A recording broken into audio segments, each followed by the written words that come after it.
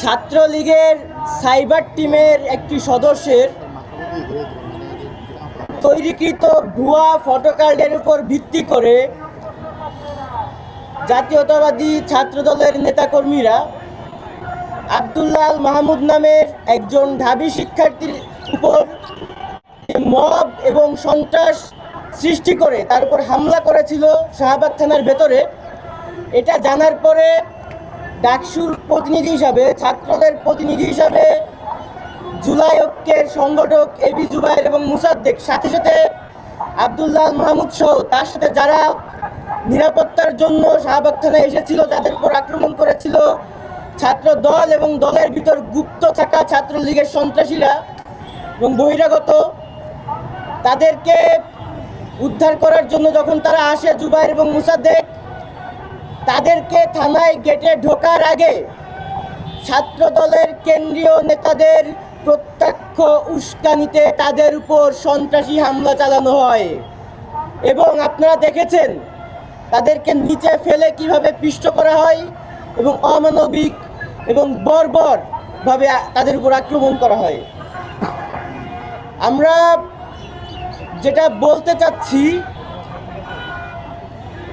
ইতিমধ্যে আপনারা লক্ষ্য করেছেন জুলাইয়ের যে অন্যতম ক্যারেক্টারগুলো, চরিত্রগুলো এবং জুলাইয়ের পরে যারা জুলাইকে বাঁচিয়ে রাখার জন্য তাদের প্রাণপণ চেষ্টা করে গেছে, সেই চরিত্রগুলোকে এক এক করে বিভিন্ন মিথ্যা ভুয়া ন্যারেটিভের উপর ভিত্তি করে তাদের চরিত্রগুলো, তাদের ক্যারেক্টারগুলোকে অ্যাসোসিনেট করা হচ্ছে প্রথম ধাপে।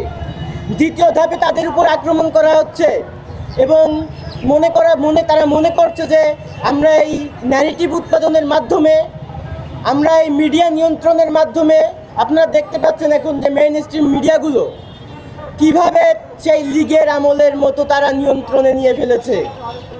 আপনারা দেখতে পেয়েছেন গতকালকেই 16 বছরের একটা ছেলেকে সরকার বিরোধী পোস্ট করার কারণে গ্রেফতার করা হয়েছে।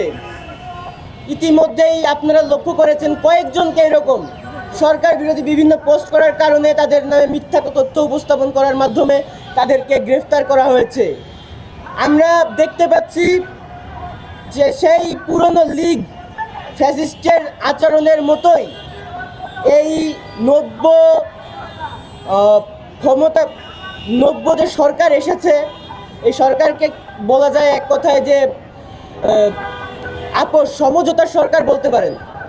সমঝোতা করে ফ্যাসিস্টদের সাথে, দিল্লির সাথে সমঝোতা করে যারা ক্ষমতায় এসেছে, তারা পুনরায় সেই লীগের আচরণকে তাদের আচরণের মধ্য দিয়ে বহিঃপ্রকাশ করছে। শুধু নাম চেঞ্জ হয়েছে, মানে বোতলের মদের যে লোগোটা ওইটা চেঞ্জ হয়েছে আর কি।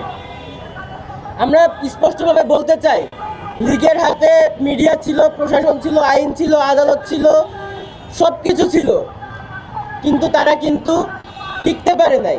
সুতরাং আপনারা সব কিছু দখল করে সব কিছু নিয়ন্ত্রণে নিয়ে যদি মনে করেন, মানে এক কথায় ফ্যাসিস্টের আচরণের পুনরাবৃত্তি করে নিজেদেরকে সফল ফ্যাসিস্ট প্রমাণ কিভাবে করবেন? কারণ যাদের আচরণ আপনারা পুনরাবৃত্তি করছেন তারা ইতিমধ্যে পতিত হয়েছে, আপনাদের শিক্ষা নেওয়া উচিত।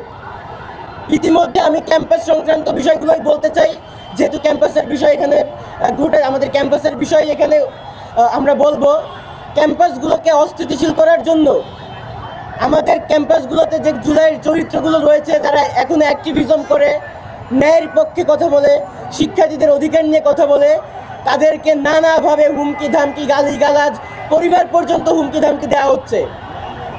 সুতরাং আমরা এই পর্যন্ত অনেক সহ্য করেছি, কিন্তু পরবর্তীতে এই যে অনলাইন সোশ্যাল মিডিয়ায় AI এর মাধ্যমে বিভিন্ন ধরনের ভুয়া ফটোকার্ড বানিয়ে ভুয়া গুজব এনে তাদেরকে যে হত্যাযোগ্য করে তোলা হচ্ছে, আমরা তীব্র নিন্দা ও প্রতিবাদ জানাই। এবং আমি এই মুহূর্তে সেদিন শাহবাগ থানার ভেতরে পুলিশের প্রত্যক্ষ মদদে ছাত্রদল এবং ছাত্রদলের ভেতর থাকা বহিরাগত লীগের টোকাইরা, গুপ্ত লীগের টোকাইরা যে তাদের উপর হামলা করে আহত করেছিল, তাদের দলের যে সমস্ত সন্ত্রাসীরা ক্যাম্পাসে ছিল তাদের লিস্ট আমি এখন প্রকাশ করব। আপনাদেরকে ভালোভাবে শোনার জন্য, খেয়াল করে শোনার জন্য অনুরোধ করছি।